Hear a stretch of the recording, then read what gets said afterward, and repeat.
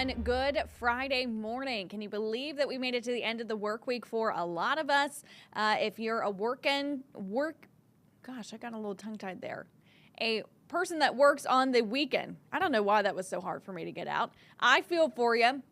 But at least you'll have some good temperatures to head to work in. Let's go ahead and get a check as we know that we are certainly going to have some beautiful weather. I'm going to pull up the weather cam for us this weekend. You heard Dylan Goday kind of tease ahead to it throughout the week. Tomorrow going to be quite beautiful. So this is in Logan County, West Virginia. That sun shining. You probably won't need that heavy jacket by lunchtime. I know I still had to wear my winter jacket out this morning when it was in the 30s around 8 this morning, but we will get to a chance to enjoy that sunshine and even see a better day tomorrow. Dylan Goday has made that a go day, certainly one that you're going to want to be able to spend outdoors. So we are certainly looking forward to that, as well as some other stories that we are following. I want to end on a feel-good Friday, and so we have some good news to share with you, some progress in two different stories, and one that I think a lot of people have cared about in particular. But before we get to that, let's go ahead and pull up some video here. So, Kanawha County Sheriff's deputies are still searching for this man. It's now the 10th anniversary since he went first missing.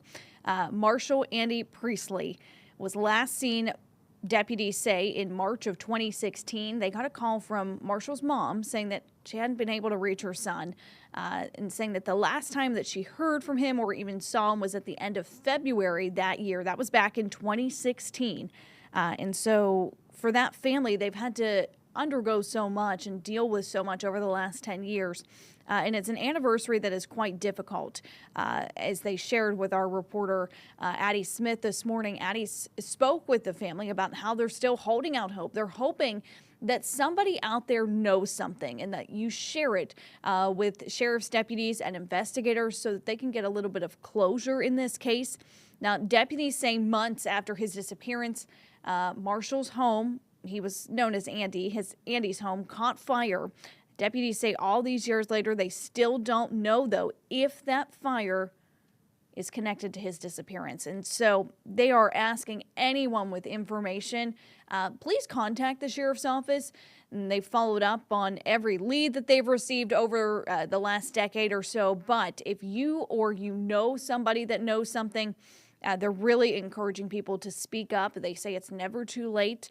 There is a family out there that is having to deal and navigate through this. And so they're asking people, say, we just want to be able to bring that family a little bit of closure. And so that is a story that we are following today. Addie Smith spoke with the mother of Andy in that interview. Very emotional. She said the mom really laid out how much she's missed her son. And so that is the story that we are following. We will have an update for you at 5 and 6 o'clock. But in the meantime, if you know something, you can contact the sheriff's office. Remember, tips can be submitted anonymously through their tip line. And so that is one that, that family is just still dealing with a decade later. And I think for a lot of us who may not have had experience with that, it's hard to grasp. But unfortunately, this is the reality for that family. You also may mention, and we've talked about it a couple of times this week, remember that Logan County schools, the elementary school in Logan County, it caught fire last Saturday. And so, the district's been really good. They've been trying to get really creative on how they can make things work. In the meantime, this is video from that damage. But here is the good news out of this. So unfortunately, a lot of teachers had lost their classroom supplies. Remember, those teachers and educators oftentimes put more money from their own pockets into their classrooms to make them what they are, make them stand out and how special. And so the community has really stepped up and gave donations. They were asking for donations of pencils, erasers, classroom cushions, just stuff to make as they navigate and move in and transition to the middle school a little bit easier. And so I want to read this statement in particular because Logan County Schools put this out this morning. And it is, I think, a good reminder for all of us about the good that can come from something so tragic as this. And so I'm going to go ahead and pull this for you. I'm going to read it from my notes here. they had talked about just the fact that the last couple of days have been so difficult for them. But they have been overwhelmed in the very best way by the kindness, generosity, and compassion shown by the Logan County community.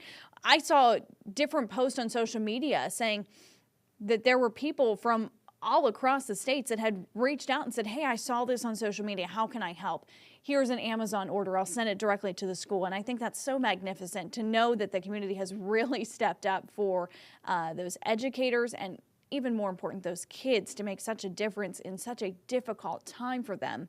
And so Logan County School is saying, from individuals and families to local businesses and organizations, your donations and offers of support have been a true reflection of what makes our community so special.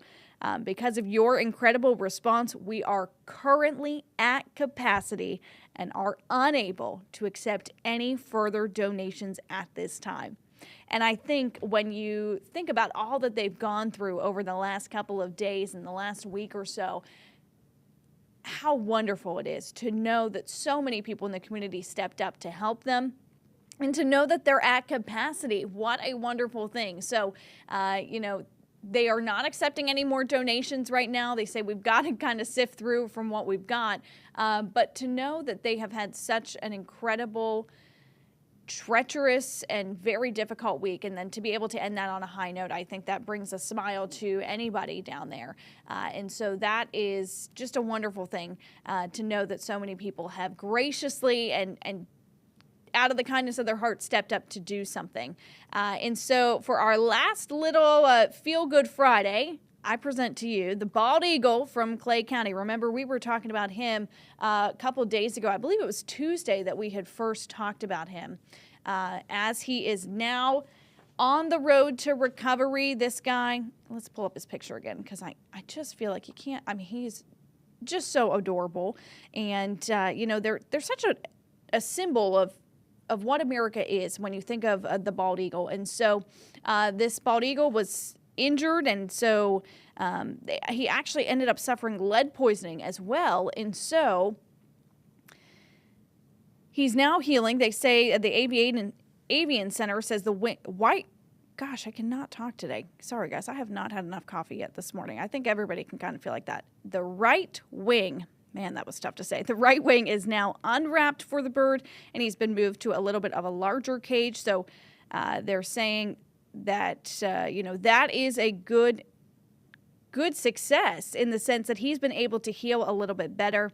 There he is again. And so, as they kind of navigate, it's not going to be a quick road to recovery, but every day that he is able to make a little bit of progress is even better. So they also tell us that they retested him on Tuesday to check his lead levels in his blood, and the therapy and how they're treating the lead, that's actually also doing very well. They say after 2 full rounds of therapy, his level has come down from a super high level down to a much more manageable one. So he's doing better with his wing. And so that is certainly exciting to know that the team up there have been really able to care for him and give him the best possible outcome after he's dealt with the issues that he has. And so if you remember, he got in this situation after he was unfortunately injured earlier this week. And so, he's had a tough go around too.